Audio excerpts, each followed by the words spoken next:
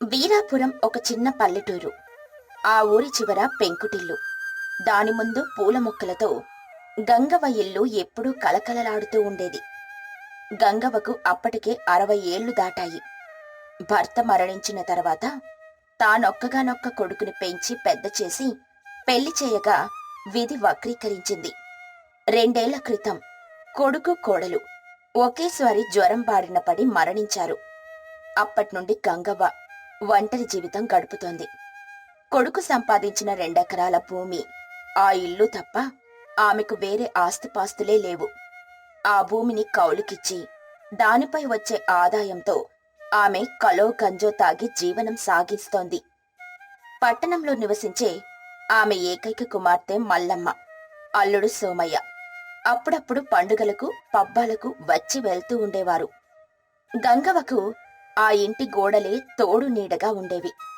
ఆమె ఎప్పుడూ తన భర్త చిత్రపటానికి నమస్కరించి తన బాధనంతా వెళ్లబోసుకునేది. ఏందే, నన్నొక్కదాన్ని ఈడ్చిపెట్టిపోతివి గదా, ఈ ముసల్దానికి ఎన్ని కట్టాలు రాసి పెట్టినాడా ఆ దేవుడు. బిడ్డ ఉన్నా లేనట్టే. పట్నం పోయినాక దానికి ఈ అవ్వ యాదికే రాదు. కొడుకు యాదికొచ్చినప్పుడల్లా గుండె తరుక్కుపోతాందే అని ఆమె తనలో తానే కుమిలిపోయేది. ఆమెకు ఆ ఊళ్ళో పక్కింటి లచ్చమ్మ తప్ప మాట్లాడేవాళ్లు కూడా పెద్దగా ఎవరూ లేరు. ఒకరోజు ఉదయాన్నే గంగవ్వ వాకిలి శుభ్రం చేస్తూ ఉండగా పట్నం నుండి వచ్చిన బస్సు ఊరి చివర ఆగింది. అందులో నుండి దిగినది ఎవరా అని చూడగా తన కుమార్తె మల్లమ్మ, అల్లుడు సోమయ్య కనిపించారు.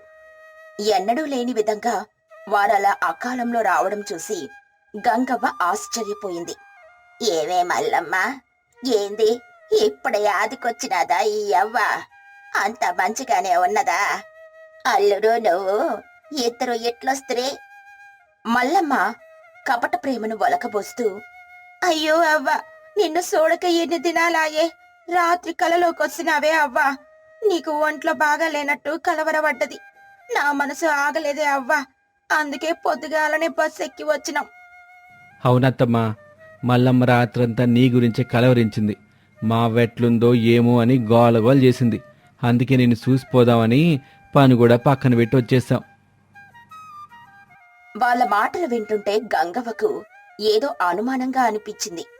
అయినా సరే కన్న కూతురు మీద ప్రేమతో, లోపలికి రానే బిడ్డ, కూసో, కాళ్ళు కడుక్కోండ్రి, గంజి తాగుదురు గాని అని వారిని లోపలికి తీసుకెళ్ళింది. కొంతసేపటికి గంగవ్వింటికి పక్కింటావిడ లచ్చమ్మ వచ్చింది. మల్లమ్మను సోమయ్యను చూసి పలకరించింది. ఏమే మల్లమ్మ, ఎప్పుడొచ్చినావే? అంతా మంచిగానే ఉన్నావా? పొద్దుగాలనే వచ్చినామే లచ్చక్క, అవ్వను చూసిపోదామని. లచ్చమ్మ వెళ్ళిన తర్వాత గంగవ్వ మల్లమ్మను పక్కకు పిలిచి అడిగింది. నిజం చెప్పు బిడ్డ, ఏమన్నా పనుండి వచ్చినారా, లేక నిజంగానే నా మీద ప్రేమతోనొచ్చినారా? అదేందే అవ్వ అట్లంటావు? కన్న తల్లిని చూడనీకి పనుండాలనా? నీ మీద ప్రేమతోనే వచ్చినాం. కాని వారి చూపులు మాటలు వేరుగా ఉన్నాయి. ఇంట్లో ఉన్న పాత బిరువాను, పెరటి వైపున్న భూమిని ఆశగా చూడడం గంగవ్వ గమనించింది. భోజనాలయ్యాక అరుగు మీద కూర్చొని మాట్లాడుకుంటూ ఉండగా సోమయ్య అసలు విషయం మొదలుపెట్టాడు. అత్త, నీతోనో మాట చెప్పాలి. పట్నంలో బట్టల దుకాణం పెట్టా. వ్యాపారంలో నష్టం వచ్చింది. అప్పులోళ్ళు ఇంటి చుట్టూ కుక్కలెక్క తిరుగుతున్నారు. ఏం చేయాలో సమజైతలేదు. పరువు పోతాంది. అవునే అవ్వ, రాత్రింబవళ్ళు ఇదే గోల. తిండి తినబుద్ధి అవ్వట్లేదు, నిద్ర పట్టలేదు. మా బతుకులు ఆగమైపోయినాయే అవ్వ. నువ్వే మమ్మల్ని ఆదుకోవాలే అవ్వ. గంగవ్వకు వారి నాటకం అర్థమైంది. అయినప్పటికీ ఏమీ తెలియనట్టు నటించింది. అయ్యో బిడ్డ, ఎంత కట్టమొచ్చినే మీకు. నేను ముసల్దాన్ని, నా రెక్కలాడతలేవు. నేను మీకే సాయం చేయగలనే. అట్లా అనకే అత్తమ్మా.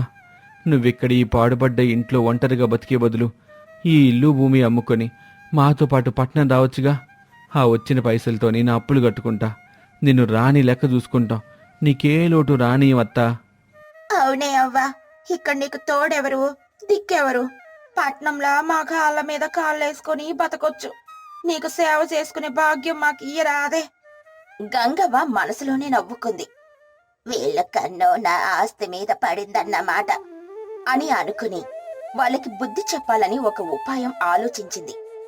గంగవ్వ కొంతసేపు ఆలోచిస్తున్నట్లు నటించి, మీరు చెప్పింది కూడా మంచిగానే ఉన్నది బిడ్డ. నాకు కూడా ఒంటరిగా ఉండనీకి భయమైతాంది. సరే, మీరు చెప్పినట్టే చేద్దాం గాని ఒక్క మాట. నా దగ్గర నా మొగుడు కొడుకు దాసిన పైసలు బంగారం ఉన్నాయి. అవి ఒక పెద్ద ఇనుప పెట్టెన దాసిన. ఆ పెట్టెను ఊరి గుడల అయ్యా గారికి అప్పచెప్పి దేవుని మీద భారం వేసి వస్తా. మనం పట్నం పోయినాక ఒక 6 నెలలు గడిచినాక వచ్చి తీసుకుందాం. అప్పటిదాకా అది అక్కడనే భద్రంగా ఉంటది. మనతోనంత బంగారం పైసలు తీసుకుపోతే దొంగల భయం ఉంటది కదా. ఆ మాటలు వినగానే, అమ్మో, ముసల్దాన్ దగ్గర ఇంకా పైసలున్నాయా? ఇంకేముంది, మన పంట పండింది. బాలే చెప్పావు అత్తమ్మ, నీ తెలివికి దండం పెట్టాలి. నువ్వు చెప్పినట్టే చేద్దాం. అలా మరుసటి రోజు గంగవ్వ ఒక పాత ఇనుప పెట్టెను బయటకు తీసింది. అందులో కొన్ని పాత వస్త్రాలు, బరువైన రాళ్లు నింపి తాళం వేసింది.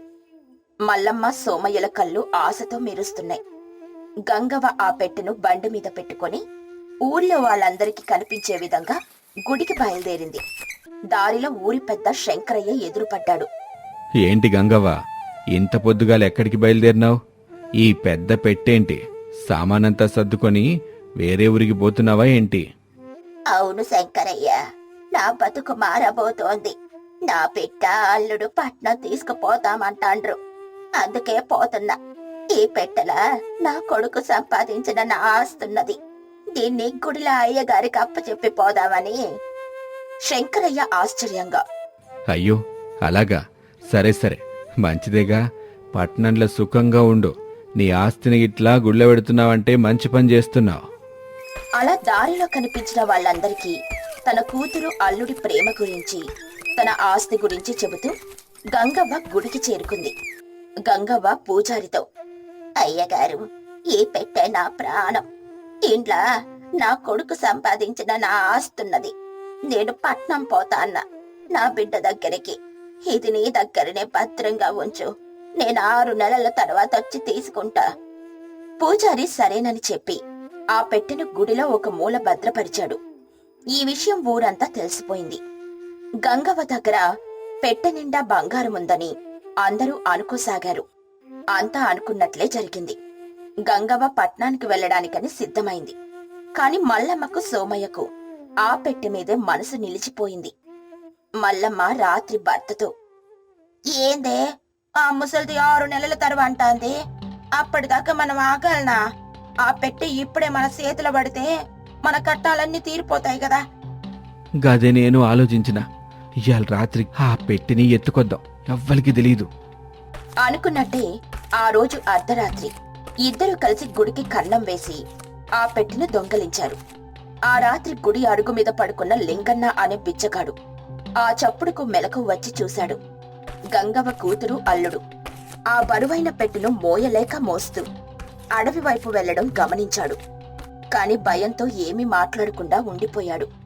వాళ్ళ పెట్టెను ఊరి బయట అడవిలోకి తీసుకుని పోయి దాన్ని పగలగొట్టారు. లోపల చూడగా రాళ్లు, పాత గుడ్డలు తప్ప మరేమీ లేవు. వారి తల మీద పిడుగు పడినట్లయింది. మోసపోయామని గ్రహించారు. ఇక పొద్దున్నే పూజారి గుడిలో దొంగతనం జరిగిందని ఊరంతా తెలియజేశాడు. వెంటనే పంచాయితీ పెట్టారు. సరిగ్గా అదే సమయానికి ఏమీ తెలియనట్లు గంగవ్వ అక్కడికొచ్చింది. గంగవ్వ పంచాయితీ పెద్ద మనుషులతో ఏడుస్తున్నట్లు నటిస్తూ, అయ్యో, నా బతుకు రోడ్డు మీద పడ్డదే. నా పెట్టె దొంగలు ఎత్తుకుపోయిండ్రే. నా ఆస్తంతా పోయే అని పెద్దగా ఏడవడం ప్రారంభించింది. ఇంతలో ఏమాత్రం సిగ్గు లేకుండా మల్లమ్మ, సోమయ్య కూడా అక్కడికొచ్చి ఏమీ తెలియనట్లు నిలబడ్డారు. అప్పుడు జనంలో నుండి లింగన్న అనే బిచ్చగాడు ముందుకొచ్చాడు. లింగన్న, ఆగండైలారా, నాకు నిజం తెలుసు. రాత్రి నేను గుడికాడే పడుకున్నా. గంగవ్వ బిడ్డ అల్లుడు ఇద్దరొచ్చి ఆ పెట్టెని మోసుకొని పోయారు. నేను నా కల్లారా చూశాను. లింగన్న మాటలకు సభలో కలకలం రేగింది. పెద్ద మనుషులు సోమయ్యను, మల్లమ్మను గద్దించి అడగ్గా వాళ్ళు భయంతో నిజం ఒప్పుకున్నారు. అప్పుడు గంగవ్వ ముందుకొచ్చింది. గంగవ్వ వారిని చూడగానే, ఇదే దొంగల పని కాదు సారు. నా కడుపున పుట్టిన నా బిడ్డ అల్లుడి పని. నా ఆస్తి మీద కన్నేసి నన్ను పట్నం తీసుకుపోతామని నాటకమాడిండ్రు. వాళ్ళ బుద్ధి బయట పెట్టడానికే నేనీ పెట్టెల రాళ్ళు పెట్టి గుడిలో పెట్టిన. నా బిడ్డ ప్రేమ నిజమైతే 6 నెలలు ఆగేది. దాని ప్రేమ అబద్ధం గనకే రాత్రికి రాత్రే దొంగతనం చేసింది. గంగవ్వ మాటలకు అక్కడున్న వాళ్ళందరూ నిశ్శబ్దమైపోయారు. మల్లమ్మ, సోమయ్య సిగ్గుతో తలదించుకున్నారు. అక్కడున్న వాళ్ళందరూ వారిని నిందించారు.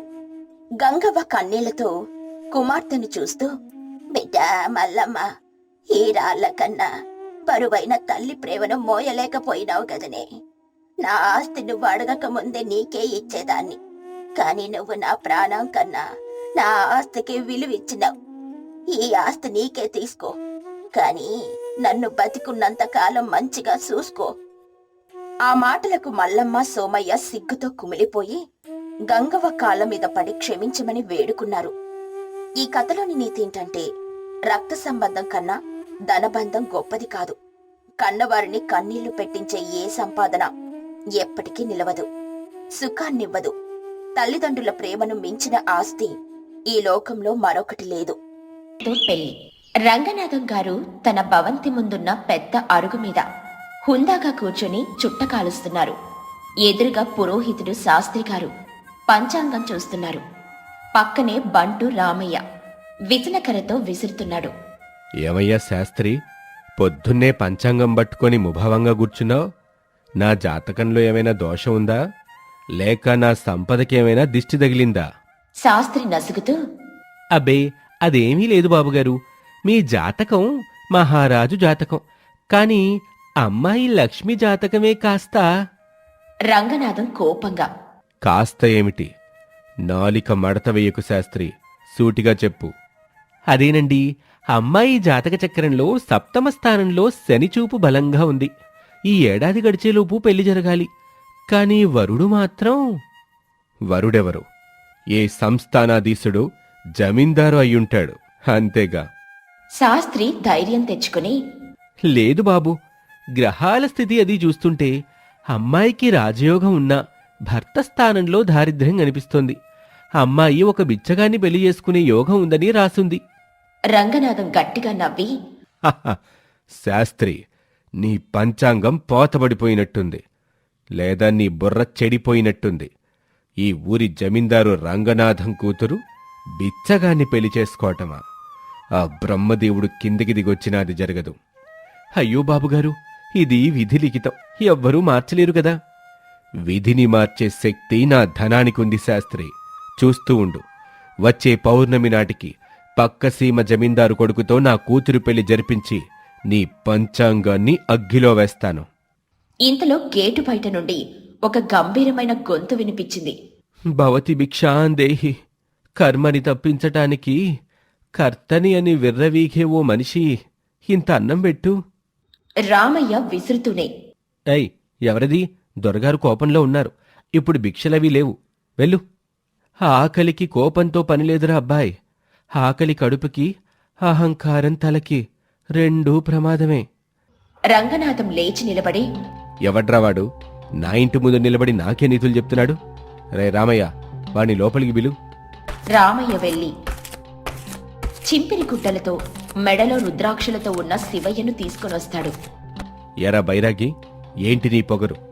ఊరందరూ నాకి వంగి దండాలు పెడుతుంటే నువ్వు మాత్రం నిల్చొని నీతులు చెప్తున్నావా? దండం మనిషికి కాదు దొరా, మనిషిలోని దైవానికి పెట్టాలి. నీలో అహంకారమనే రాక్షసుడు ఉన్నంతసేపు ఆ దైవం కనిపించడు. నోరు మొయ్. అసలే ఆ శాస్త్రి ఏదో వాగుతుంటే నువ్వు మధ్యలో వచ్చావు. నా కూతురు జాతకం బాగోలేదని బిచ్చగాన్ని చేసుకుంటుందని అంటున్నాడు. అది విని నవ్వొస్తుంది నాకు. శాస్త్రిగారు చెప్పింది నిజమే దొరా. నువ్వెంత ఎత్తు గోడలు కట్టినా, ఎంత బంగారం పోసినా, రాసి పెట్టుంటే ఆ తల్లి మెడలో తాలి కట్టేదో పేదవాడే. అది ఈ బిచ్చగాడు కూడా కావచ్చు. రంగనాథం పట్టరాని కోపంతో, ఏమన్నావు? నువ్వా? నా కూతురిని నువ్వు పెళ్లి చేసుకుంటావా? రామయ్య, వీణ్ణి మెడపట్టి బయటికి గెంటు. లేదు లేదు, ఆగు. వీడికొక సవాల్. సవాలా? అవును, సరిగ్గా వారం రోజులు ఈ వారం రోజుల్లో నా కూతురు పెళ్లి దేశంలోనే అత్యంత ధనవంతుడితో చేసి చూపిస్తాను. అప్పుడు నువ్వు ఈ ఊరు విడిచి శాశ్వతంగా వెళ్ళిపోవాలి. ఒకవేళ నేను చేయలేకపోతే నా ఆస్తి మొత్తం రాసిచ్చి నా కూతుర్ని నీ చేతిలో పెడతాను. ఒప్పుకుంటావా? శివయ్య చిరునవ్వుతో, నీ ఆస్తి నాకక్కర్లేదు దొర. కాని విధిని సవాలు చేస్తున్నావు కాబట్టి చూద్దాం. వారం రోజులేగా, ఈ అరుగు మీదే పడిగాపులు గాస్తాను. రామయ్య, వీణ్ణిక్కడే పడుండనివ్వు. నా వైభవం చూసి ఏడ్చి చావాలి వీడు. రంగనాథం భార్య పార్వతమ్మ, కూతురు లక్ష్మి గదిలో ఉన్నారు. లక్ష్మి తల వంచుకుని కూర్చునుంది. ఏవండి, అసలేం చేస్తున్నారు మీరు? ఆ వీధి బిచ్చగాడితో పందెం కాయడమేంటి మీరు? మన పరువేం కావాలంట? నువ్వు నోరు మూసుకొనుండు పార్వతి. వాడెవడో నా తలరాత గురించి మాట్లాడాడు. నా పౌరుషం మీద దెబ్బ కొట్టాడు. ఇప్పుడు చూడు ఏం చేస్తాను. కానీ శాస్త్రగారు చెప్పిన మాటలు. ఆ శాస్త్రికి చాదస్తం ఎక్కువైంది. ఇప్పుడే కబురు పంపాను. ఆ విజయనగరం జమీందారు కొడుకు గోపాలవర్మ ఉన్నాడుగా, వాడికి మన లక్ష్మి ఇస్తానని చెప్పి వర్తమానం పంపించారు. వాళ్ళెప్పటినుంచో అడుగుతున్నారు.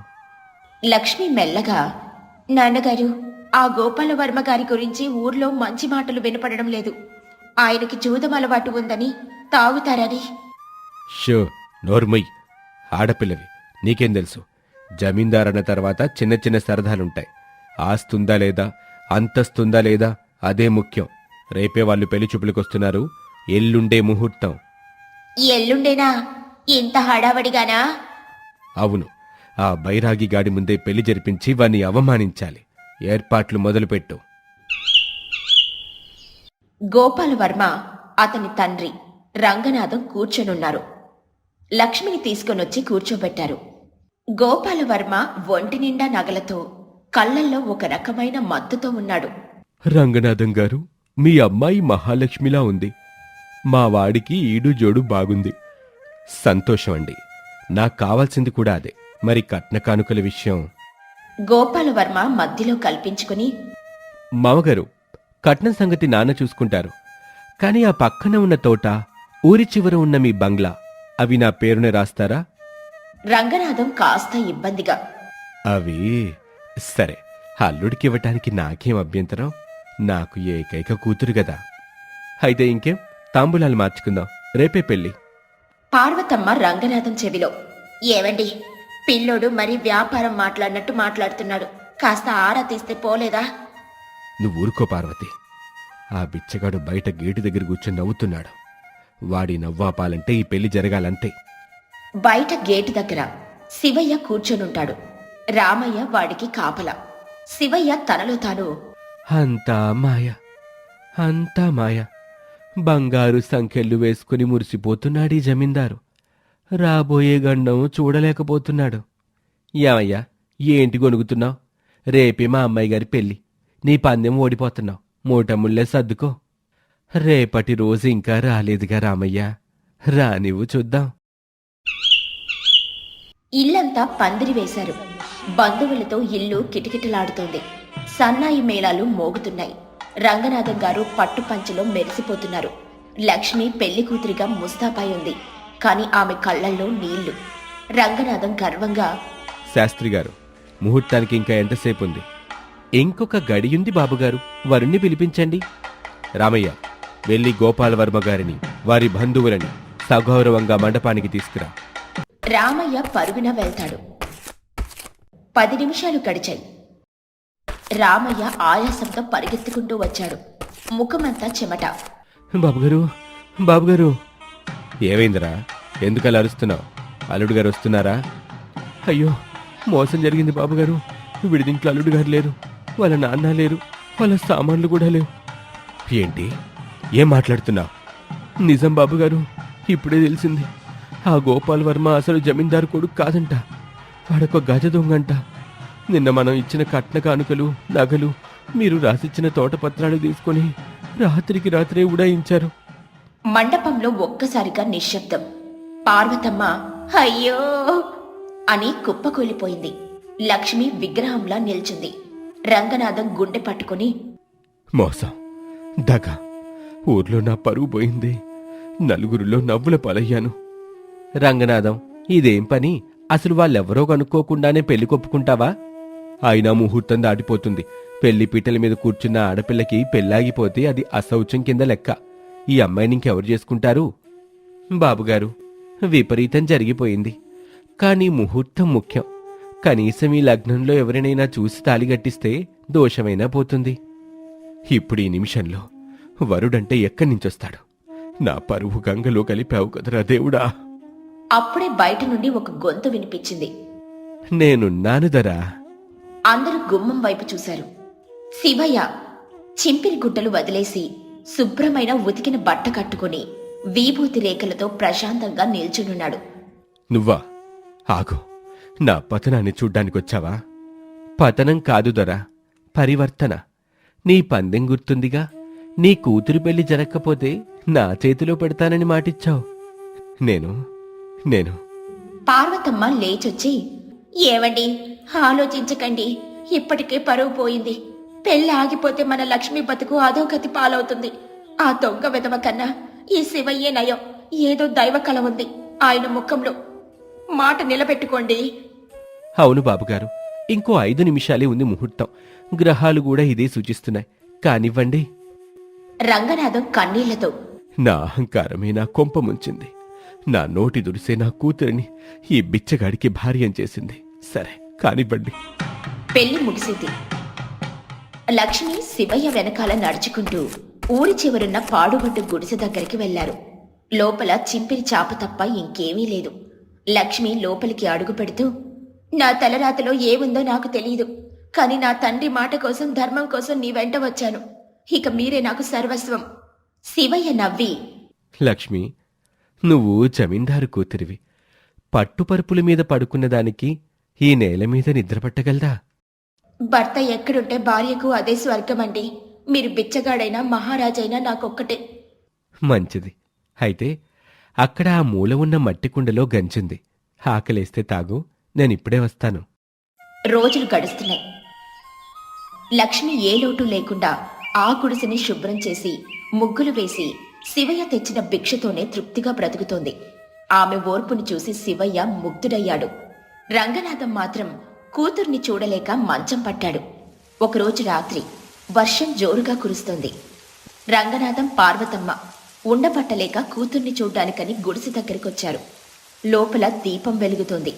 రంగనాథం బయట నిల్చొని, పార్వతి, లోపలికి వెళ్ళే ధైర్యం నాకు లేదు. నా కూతురు ఎంత చిక్కిపోయిందో ఏమో. లోపల శివయ్య, లక్ష్మి మాట్లాడుకుంటున్నారు. అది విని రంగనాథం ఆగిపోయాడు. లక్ష్మి, ఈ 1 నెల రోజులు నీ ఓర్పుని పరీక్షించాను. నీలాంటి గుణవంతురాలు దొరకటం నా అదృష్టం. ఇక ఈ నాటకం చాలు. నాటకమా? ఏమంటున్నారు? శివయ్య మూల ఉన్న ఒక పాత పెట్టెను తెరిచాడు. అందులో నుండి ఒక రాజముద్రిక, కొన్ని పత్రాలు తీశాడు. నేను పుట్టుకతో బిచ్చగాన్ని కాదు లక్ష్మి. కాశీలో వేదాలు చదువుకున్న పండితుణ్ణి. మా పూర్వీకులు ఈ ప్రాంతానికి దివాన్లుగా పనిచేశారు. అపారమైన సంపద ఉంది. కానీ మనిషికి డబ్బే ముఖ్యం కాదు, గుణం ముఖ్యమని నమ్మి ఇలా దేశాటన చేస్తూ సామాన్యుల్లా బతుకుతున్నాను. అహంకారం ఉన్న చోట నా విద్య గాని నా ధనం గాని చూపించను. లక్ష్మి ఆశ్చర్యంగా, నిజమా స్వామి? అవును. ఆ రోజు మీ నాన్నగారి అహంకారం చూసి ఆయనకి పాఠం నేర్పాలని, అలాగే నీ జాతకంలో ఉన్న దోషం పోవాలంటే ఒక నిరుపేద రూపంలో ఉన్నవాణ్ణి పెళ్లాడాలని తెలిసి ఈ వేషాన్ని కొనసాగించాను. ఇప్పుడు దోషం తీరిపోయింది. నీ తండ్రి అహంకారం కూడా దిగొచ్చింది. రంగనాథం, పార్వతమ్మ తలుపు తోసుకుని లోపలికొచ్చారు. రంగనాథం శివయ్య కాళ్ళ మీద పడి, అల్లుడు గారు, నన్ను క్షమించండి. మిమ్మల్ని సామాన్య బిచ్చగాడనుకున్నాను. కానీ మీరు మహానుభావులు. నా కళ్ళు తెరిపించారు. మావగారు, లేవండి. ఐశ్వర్యం శాశ్వతం కాదు, మనిషి ప్రవర్తనే శాశ్వతం. కూతురిని అత్తారింటికి పంపేటప్పుడు బంగారు పల్లకిలో పంపారా, నడుచుకుంటూ పంపారా అన్నది కాదు, ఎవరి చేతిలో పెట్టామన్నది ముఖ్యం. పార్వతమ్మ ఆనంద బాష్పాలతో, మా లక్ష్మి అదృష్టవంతురాలు నాయనా, మమ్మల్ని క్షమించు. క్షమించటానికి నేనేవన్న అత్తయ్య గారు, అంతా ఆ దైవ నిర్ణయం. పదండి, వర్షం ఎక్కువవుతుంది. ఈ రాత్రికే మనం భవంతికి వెళ్దాం. రేపటి నుంచి మా పూర్వీకుల ఆస్తిని పేదవారికి చదువు చెప్పించడానికి ఉపయోగిద్దాం. తప్పకుండా బాబు, తప్పకుండా. అందరూ కలిసి గుడిసె వదిలి భవంతి వైపు నడిచారు. వెనకాల వాన వెలిసింది. ఆకాశంలో నిండు చంద్రుడు ప్రకాశిస్తున్నాడు. అలా రంగనాథం గారి అహంకారం అణిగింది. బిచ్చగాడిగా వచ్చిన శివయ్య నిజమైన ఐశ్వర్యవంతుడిగా మారి అందరికీ ఆదర్శంగా నిలిచాడు. లక్ష్మి ఓర్పు ఆమెకు దక్కాల్సిన గౌరవాన్ని తెచ్చిపెట్టింది. ఈ కథలోని నీతి ఏంటంటే, ధనాన్ని చూసి విర్రవీగకూడదు, పేదరికాన్ని చూసి చిన్నచూపు చూడకూడదు. కాలం ఎప్పుడు ఎవరిని ఎలా మారుస్తుందో ఎవరికీ తెలియదు.